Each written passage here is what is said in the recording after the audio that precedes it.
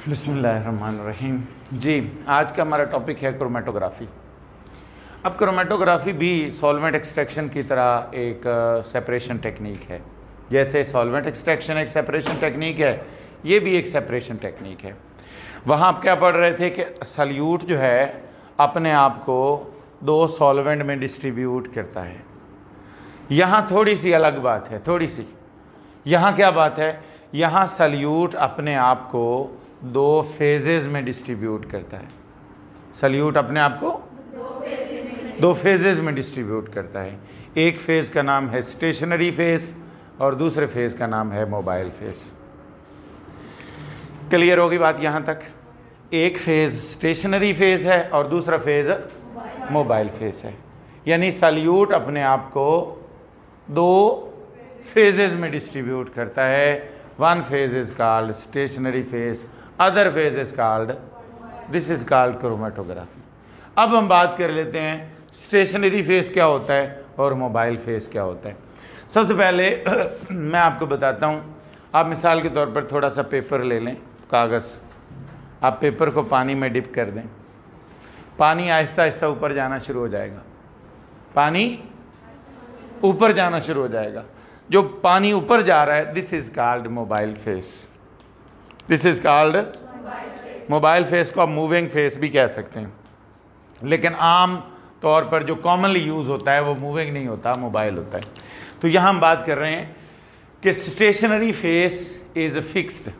Stationery phase is वो move नहीं कर सकता, लेकिन मोबाइल फेस जो है वो हमेशा मूव करता है on the surface of stationary phase. Clear होगी बात?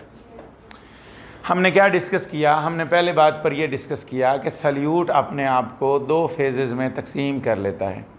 एक फेज़ कहलाता है, दूसरा फेज़ कहलाता है mobile face.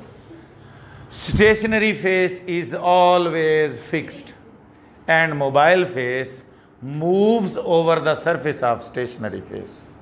Mobile phase stationary phase की सरफेस के ऊपर मूव करता है। उसके बाद अगली बात यहाँ पर समझने वाले जो पॉइंट है वो याद रख लें। चूंकि ये फिक्स है, इसलिए या तो ये सॉलिड हो सकता है या ये लिक्विड हो सकता है। गैस नहीं हो सकती। कभी भी स्टेशनरी फेस गैस नहीं हो सकता। क्यों नहीं हो सकता? क्योंकि गैस तो मूव करती है, उसके लिए तो पॉसिबल है। मेरी बात क्लियर हो गई? स्टेशनरी फेस कौन कौन हो सकते हैं? सॉलिड और लिक्विड। और जो मोबाइल फेस है, या तो ये लिक्विड हो सकता है या ये गैस हो सकती है। सॉलिड स्टेशनरी लिक्विड फेस नहीं हो, मोबाइल फेस नहीं हो सकता। जो सॉलिड है वो मोबाइल फेस नहीं हो सकता। क्लियर होगी बात? समझ आ गई यहाँ तक? मैंने सेकंड लाइन में लिखा है लफ्ज़ क्रोमेटोस। बेसिकली क्रोमेटोग्राफी दो वर्ड्स का कॉम्बिनेशन है, एक है क्रोम और एक graphy. Chrome mean colours, graphy mean writing.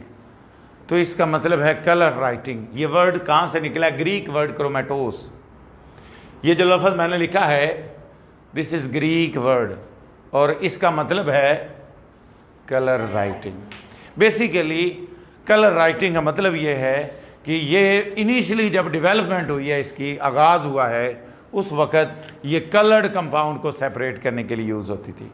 It was used for the separation of coloured compounds. Coloured compounds later on फिर कलरलेस के लिए भी यूज़ हो गई, लेकिन बुनियादी बात जो यहाँ से इसका नाम रखा गया वो यही है कि क्रोमेटोग्राफी इज डिराइव्ड फ्रॉम क्रोमेटोस, जिसका मतलब क्या है? Colour writing. ठीक है। अब इसके बाद मैंने आपको बताया है कि इसका प्रिंसिपल क्या है, बोलिए। Stationary solute distributes itself into one is called, other is called mobile phase. Stationary phase is fixed and mobile phase moves over the, clear होगी यहाँ तक बात? अब आगे बता दिया कि सॉलिड और लिक्विड मोबाइल फेस, सॉलिड और लिक्विड जो है स्टेशनरी फेस हो सकते हैं, गैस स्टेशनरी फेस नहीं हो सकती। उसके बाद मैंने बताया कि लिक्विड और गैस मोबाइल फेस हो सकते हैं, सॉलिड मोबाइल फेस नहीं हो सकता। एनी हो, अब आगे हम बात करते हैं stationary phase types of chromatography. आपके सिलेबस में यहाँ पर 2 टाइप्स दी गई हैं on the basis of stationary phase. अगर if stationary phase is liquid then it is called partition chromatography. अगर स्टेशनरी फेस कन्फर्मली आप लिक्विड ले लें, क्या ले लें? लिक्विड ले लें, तो फिर उसको क्या कहेंगे? Partition chromatography. अगर स्टेशनरी फेस सॉलिड ले लो then it is called adsorption chromatography. अगर स्टेशनरी फेस सॉलिड हो तो then it is called adsorption. Adsorption एक लफ्ज होता है एब्जॉर्प्शन। एब और एड इन दोनों में फ़र्क है और ठीक ठाक किस्म का फ़र्क है। अब एडजॉर्प्शन जो है वो मसलन ये देखें, ये सरफेस है, कोई पार्टिकल आकर सरफेस के ऊपर चिपक गया है, एडहियर हो गया, अटैच हो गया है, तो दिस इज कॉल्ड एडजॉर्प्शन। समझ आ गई बात की? अगर सरफेस के अंदर चला जाए दिस इज कॉल्ड एब्जॉर्प्शन। मेरी बात समझ में आ गई? तो ये सरफेस के ऊपर की बात कर रहा है, इसलिए इसको एडजॉर्प्शन कहते हैं, एडजॉर्प्शन। तो ये बात हमें क्लियर हो गई कि अगर स्टेशनरी फेस सॉलिड है तो फिर हम उसको क्या कहते हैं? Adsorption chromatography. और एडजॉर्प्शन के अंदर एडजॉर्प्शन होगी और पार्टीशन के अंदर सॉल्युबिलिटी की बात होगी। आगे चलकर मैं आपको डिटेल बताता हूँ। मिसाल के तौर पर आपके पास एक पेपर है, आप पेपर को पानी में डिप कर देते हैं। मिसाल के तौर पर यही पेपर ले लें, ठीक है, ये पेपर ले लें, इसको आपने पानी में डिप कर दिया। अब मोबाइल फेस ऊपर जा रहा है, मसलन देखें यहाँ पर आपने स्पॉट लगाया, लेट सपोज, सही है। अब एक स्पॉट ऊपर जा रहा है, एक नीचे रह रहा है, तो जिसकी एफिनिटी मोबाइल फेस के साथ ज़्यादा होगी वो मोबाइल फेस के साथ जाएगा और जिसकी स्टेशनरी फेस के साथ होगी वो स्टेशनरी फेस के साथ रहेगा। मैं आगे इसकी मज़ीद डिटेल बताता हूँ, अभी सिर्फ इतनी बात याद रख लें। अगर स्टेशनरी फेस लिक्विड है तो उसको पार्टीशन क्रोमेटोग्राफी कहते हैं, और अगर स्टेशनरी फेस सॉलिड हो तो उसको, फिर हमने के निकालना है। के क्या है? Concentration of component in mobile phase divided by in stationary phase, यानी जितना कंपोनेंट मोबाइल फेस में चला गया है वो, और जितना उन दोनों को डिवाइड करेंगे तो ये रेशो आ जाएगी, जिस रेशो को हम के कहते हैं। क्लियर? आगे हम चलते हैं पेपर क्रोमेटोग्राफी की तरफ। पेपर क्रोमेटोग्राफी, अब पेपर क्रोमेटोग्राफी जो है, पेपर क्रोमेटोग्राफी जो है उसको कैरी आउट करने के 3 वेज हैं। उसको कैरी आउट करने के 3 वेज हैं। कौन कौन से वेज हैं? नंबर 1 है असेंडिंग। क्या है? असेंडिंग। अब दूसरा है डिसेंडिंग, तीसरा है रेडियल या सर्कुलर। अब हम इन तीनों के बारे में बात करते हैं। असेंडिंग, डिसेंडिंग और रेडियल क्या है? मसलन आप सॉल्वेंट को कैसे लेकर जाएंगे, मोबाइल फेस कैसे चढ़ाएंगे उसके ऊपर, उसके 3 तरीके हैं। सबसे पहला असेंडिंग है कि पेपर को उठाओ, पानी में डिप कर दो, पानी नीचे से ऊपर चढ़ेगा, पानी नीचे से, तो दिस इज कॉल्ड असेंडिंग। दूसरा है कि आप किसी तरीके से पानी का रेजरवायर ऊपर बनाओ और पेपर को नीचे लगाओ और ऊपर से पानी नीचे आए, तो ये क्या है? डिसेंडिंग। और तीसरा है रेडियल। रेडियल में क्या होता है? रेडियल में चारों तरफ से गोल काटा जाता है पेपर को और चारों तरफ से जो है उसकी, यानी कि ऑल अराउंड जो है उसकी मूवमेंट करवाई जाती है। मेरी बात समझ में आ गई? तो ये रेडियल जो है ये भी आपके सिलेबस में नहीं है, ये भी आपके सिलेबस में नहीं है। हम यहाँ पर सिर्फ और सिर्फ असेंडिंग पढ़ेंगे। क्लियर? अब छोटे छोटे मुख्तसर से शार्ट क्वेश्चंस हैं जो आपने अपने ज़हन में रखने हैं। सबसे पहला कि क्रोमेटोग्राफी से क्या मुराद है, मोबाइल फेस क्या होता है, स्टेशनरी फेस क्या होता है, और पार्टीशन क्रोमेटोग्राफी से क्या मुराद है, एडजॉर्प्शन क्या होती है, और उसके बाद के जो है उसका क्या फार्मूला है। आगे हम चलते हैं, पेपर क्रोमेटोग्राफी को कैरी आउट करने के कितने वेज हैं, और यहाँ पर जो है हमने कौन सा डिस्कस करना है? असेंडिंग। यहाँ तक कोई मुश्किल बात तो नहीं है? ओके होगी बात। अब हम आगे चलते हैं। आपने एक पेपर लेना है, पेपर लेना है फिल्टर पेपर। कौन सा पेपर? फिल्टर पेपर की आपने एक स्ट्रिप बनानी है। स्ट्रिप क्या होती है? पट्टी। आपने काट लेना है, पट्टी की शक्ल में काट लेना है, और उस पेपर को आपने रख कर 1 to 2 सेंटीमीटर बॉटम से एक लाइन लगानी है विद लेड पेंसिल। मार्कर से या बॉल पेन से लाइन नहीं लगानी, लेड पेंसिल से लाइन लगानी है। उसके बाद फिर आपने जिस कंपोनेंट को सेपरेट करना है उसका एक स्पॉट यहां लगा देना है। वो स्पॉट कैसे लगाना है यहां मैं आपको बताता हूं। आपने ये एक टेस्ट ट्यूब ली, मसलन फ़र्ज़ करो आपके पास जिंक है, कैडमियम है और क्रोमियम है। इन तीनों का मिक्सचर है, यानी ये तीनों साल्ट यहां पर दिए हुए हैं। जब तीनों साल्ट यहां पर दिए हुए हैं तो आपने इन तीनों का सोल्यूशन बना लिया, इसके अंदर सॉल्वेंट डालकर सोल्यूशन बना लिया। अब सोल्यूशन बनाने के बाद आपने एक बारीक सी ट्यूब ली जिसको हम कैपिलरी कहते हैं। क्या कहते हैं? आपने इसके अंदर कैपिलरी ऐड की और ऐड करके यहां स्पॉट लगा दिया। यानी आपने बेसिकली कंपोनेंट को सेपरेट करना है। आपने उन तमाम कंपोनेंट का सोल्यूशन बनाया। सोल्यूशन बनाने के बाद क्या किया? उसको टेस्ट ट्यूब में डाल दिया और उसके बाद कैपिलरी की मदद से एक स्पॉट यहां लगा दिया। अब याद रख लें, ये आपके सामने जो है ये वाला, ये क्रोमेटोग्राफिक टैंक है। क्रोमेटोग्राफिक टैंक ये क्या होता है? ये एक सिलेंडर या बीकर की तरह होता है।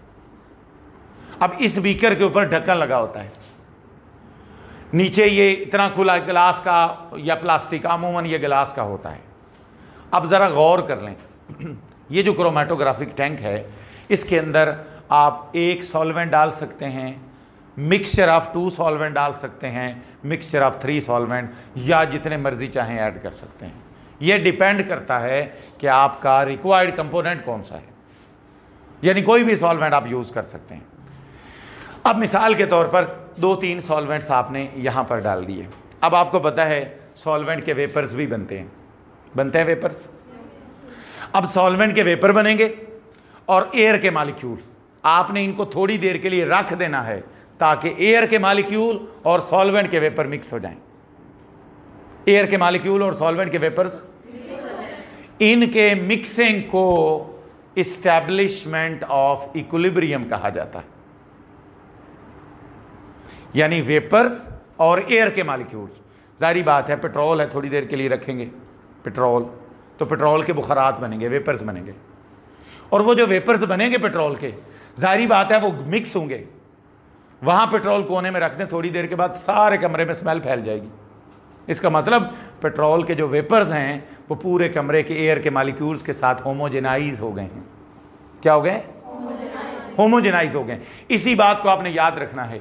याद रख लें, वो ये कहना चाह रहा है कि जब आप सॉल्वेंट डालेंगे तो थोड़ी देर के लिए आप रख देंगे, थोड़ी देर के लिए, ताकि इक्विलिब्रियम इस्टेब्लिश हो जाए। इक्विलिब्रियम इस्टेब्लिश हो जाए। और इक्विलिब्रियम कैसे इस्टेब्लिश होता है? एयर के मॉलिक्यूल और vapours of solvent, they will mix up, they will homogenise, वो मिक्स हो जाएंगे और होमोजेनाइज हो जाएंगे और रिजल्टेंटली जो है इक्विलिब्रियम इस्टेब्लिश हो जाएगा। अगर आप इक्विलिब्रियम इस्टेब्लिश ना करें तो फिर सही सेपरेशन नहीं होगी, प्रॉपर और करेक्ट सेपरेशन नहीं होगी, इसलिए ये ज़रूरी है। उसके बाद आपने क्या किया? आपने ये पेपर की स्ट्रिप काटी, 1 to 2 सेंटीमीटर बॉटम से लेड पेंसिल से लाइन लगा ली। उसके बाद आपने जिसको मिक्सचर को सेपरेट करना है उसका कैपिलरी की मदद से यहाँ पर स्पॉट लगा दिया। क्लियर? सॉल्वेंट आप पहले डाल चुके थे, इसको उसके अंदर उठाकर हैंग कर दिया। जब आपने हैंग किया तो आपको पता है नीचे से सॉल्वेंट ने ऊपर जाना शुरू कर दिया। पानी है या सॉल्वेंट है, कोई भी, उसने ऊपर जाना शुरू कर दिया। क्लियर? जब सॉल्वेंट ने ऊपर जाना शुरू कर दिया तो सॉल्वेंट स्लोली ट्रैवल कर रहा है। स्लोली सॉल्वेंट ट्रैवल कर रहा है। अब ट्रैवल करता जाएगा। शुरू में स्पीड सॉल्वेंट की बहुत ज़्यादा होगी, आहिस्ता आहिस्ता स्लो होती जाएगी। सॉल्वेंट ने जहां तक ट्रैवल करना था कर लिया, उसके बाद सॉल्वेंट या तो ऑलमोस्ट रुक गया है या बिल्कुल ना होने के बराबर स्पीड है। आपने उस वक्त पेपर को निकाल लेना है और निकाल कर आपने सामने जहां तक सॉल्वेंट चला है वहां तक लाइन लगा लेनी है और उस लाइन को कहते हैं सॉल्वेंट फ्रंट।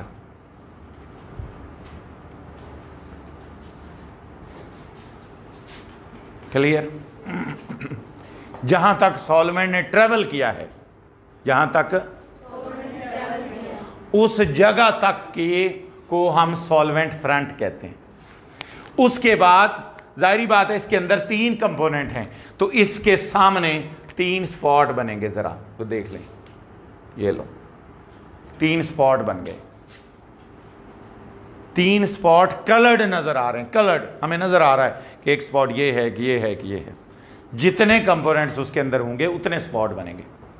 हमारे पास 3 कंपोनेंट थे, जिंक, कैडमियम, क्रोमियम, तो 3 कंपोनेंट यहां पर 3 स्पॉट्स बन जाएंगे।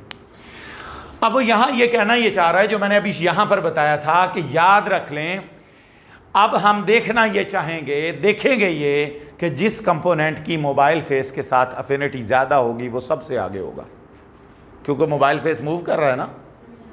सॉल्वेंट फ्रंट या सॉल्वेंट या जो भी आप जो कह रहे हैं, सॉल्वेंट जो मूव कर रहा है वो मोबाइल फेस है। वो क्या है? Mobile face. और जिसकी मोबाइल फेस के साथ अफिनिटी ज़्यादा है वो सबसे आगे होगा, और जिसकी मोबाइल फेस के साथ अफिनिटी सबसे कम है वो सबसे पीछे होगा।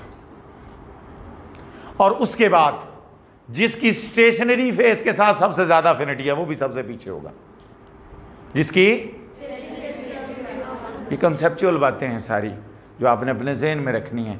कभी मैं तोड़ मरोड़ के स्टेशनरी फेस की बात करूंगा एमसीक्यूज़ में, कभी मैं मोबाइल फेस की बात करूंगा। If you would have clear your knowledge, अगर आपके पास नॉलेज है तो आपको कोई प्रॉब्लम नहीं होगी। आप 2 ही बातें, दोनों लैंग्वेज में, डिफरेंट लैंग्वेज में एक ही बात कर रहा हूँ। मैं कह रहा हूँ कि अगर मोबाइल फेस के साथ अफिनिटी ज़्यादा है तो वो सबसे आगे है, और अगर मोबाइल फेस के साथ अफिनिटी सबसे कम है तो वो सबसे, और अगर स्टेशनरी फेस के साथ सबसे ज़्यादा अफिनिटी है तो वो फिर भी सबसे पीछे है, और अगर स्टेशनरी फेस के साथ उसकी अफिनिटी सबसे कम है तो फिर वो सबसे।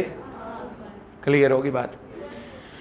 अब यहाँ पर वो ये कहना चाह रहा है कि ये अफिनिटी की बात हो गई, उन्होंने अपनी अपनी अफिनिटी के हिसाब से ट्रैवल कर लिया। जब उन्होंने ट्रैवल कर लिया तो उनका डिस्टेंस फाइंड हो गया। अब यहाँ से लेकर यहाँ तक याद रख लें,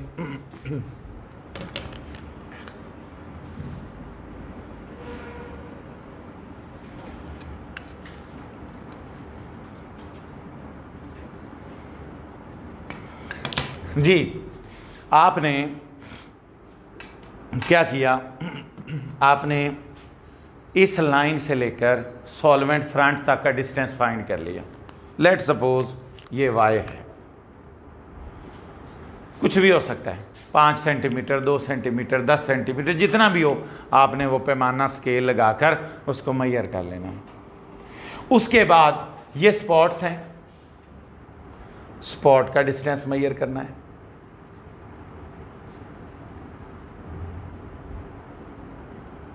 हाँ जी, क्लियर होगी बात? समझ आ गई? अब आपने ऊपर डिस्टेंस ट्रैवल्ड बाय स्पॉट या डिस्टेंस ट्रैवल्ड बाय सल्यूट, ऊपर ये वाला डिस्टेंस रखना है, नीचे सॉल्वेंट का डिस्टेंस रखना है, तो ये आपके पास RF आ जाएगी। क्या आ जाएगी? क्लियर? मसलन अगर आप RF इसके लिए लेना चाह रहे हो, लेट सपोज ये वाला जो है ये X है, इसके लिए RF क्या आ जाएगी बोलो? X ओवर, सही है। अगर आप लेना चाहते हो इसके लिए, इसको आप कह लो Z, इसको आप कह लो B। अगर आप आखिरी स्पॉट के लिए लेना चाहते हो RF, तो क्या आ जाएगा? आखिरी जो सबसे नीचे है B ओवर Y, शाबाश। और तीसरे के लिए कोई मुश्किल बात? यानी RF कैसे निकालते हैं? ऊपर डिस्टेंस ट्रैवल्ड बाय सल्यूट और नीचे डिस्टेंस ट्रैवल्ड बाय सॉल्वेंट रखते हैं, तो हमारे पास RF वैल्यू आ जाती है। अब उसके बाद ये कहना चाह रहा है, कह रहा है कि RF वैल्यू हमेशा लेस देन 1 होगी। क्या? आप देख रहे हैं सॉल्वेंट आगे है, नज़र आ रहा है, यानी सॉल्वेंट का डिस्टेंस जो है वो सल्यूट से ज़्यादा है हमेशा। तीनों स्पॉट की सेंसेस में देख लें, इसकी शक्ल में देख लो या इससे, तीनों से क्या है, सॉल्वेंट आगे है। इसका मतलब सॉल्वेंट का डिस्टेंस जो है सल्यूट से बोलो ज़्यादा है, और सॉल्वेंट नीचे है। जब बटे में नीचे बड़ी वैल्यू होगी तो जवाब क्या होगा, लेस देन 1 होगा। जवाब क्या होगा, लेस देन 1 होगा। तो आपने ये बात कर लेनी है कि डिस्टेंस ट्रेवल्ड बाय सॉल्वेंट जो है वो हमेशा ज़्यादा होता है than distance travelled by the salute.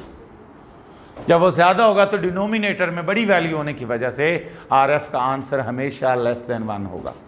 RF का आंसर हमेशा क्लियर। उसके बाद आखिरी बात रह गई है, ये जो रिजल्टेंट शीट है जिसके ऊपर आपके स्पॉट बने हैं, जिसके ऊपर आपने लेड पेंसिल से निशान लगाया था, जहाँ से आपने RF वैल्यू कैलकुलेट की है, this is called chromatogram. This is called chromatogram. इसको हम क्रोमेटोग्राम कहते हैं, क्रोमेटोग्राम।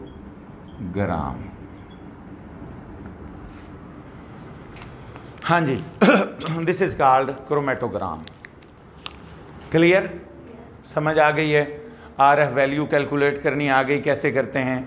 क्रोमेटोग्राम का पता चल गया कि resultant sheet on which the solutes are separated and RF value is calculated is called chromatogram. ठीक है, इसको हम क्रोमेटोग्राम कहते हैं। ये क्रोमेटोग्राम हो गया। उसके बाद 3 वेज हैं कैरी आउट करने के, असेंडिंग, डिसेंडिंग और रेडियल या सर्कुलर। हम कौन सी परफॉर्म कर रहे हैं, असेंडिंग, शाबाश। उसके बाद क्रोमेटोग्राफिक टैंक का पता चल गया। इसमें इक्विलिब्रियम कैसे इस्टेब्लिश करते हैं, यानी उसको थोड़ी देर के लिए रख देते हैं, खुद ही मालिक्यूल और वेपर मिक्स हो जाते हैं तो वो होमोजेनाइजेशन हो जाती है और इसको इस्टेब्लिशमेंट ऑफ इक्विलिब्रियम कहते हैं। RF वैल्यू क्या है, रेशियो है basically distance travelled by solute divided by solvent. ये RF है और RF का नाम है रिटार्डेशन फैक्टर। RF को कहते हैं रिटार्डेशन फैक्टर, रिटार्डेशन फैक्टर। और RF की वैल्यू हमेशा लेस देन 1 होती है। क्यों होती है, क्योंकि सॉल्वेंट का डिस्टेंस जो है हमेशा सल्यूट से बोलो ज़्यादा होता है, शाबाश। और रिजल्टेंटली जो है वो RF की वैल्यू जो है लेस देन 1 होगी। तो ये सारे शार्ट क्वेश्चंस ही हैं। ये शार्ट क्वेश्चन हो गया, इसकी टाइप्स और उनकी डेफिनेशन शार्ट हो गया, K की वैल्यू हो गई, पेपर क्रोमेटोग्राफी में कितने वेज हैं ये हो गया, प्योरीफाई या सेपरेट कैसे करते हैं, उनकी स्पीड या अफिनिटी क्या चीज़ है, इसके बारे में MCQs पूछे जा सकते हैं। RF की वैल्यू क्या है और लेस देन 1 क्यों होती है। तो this was all about today's lecture. If you have any confusion, you can ask anything.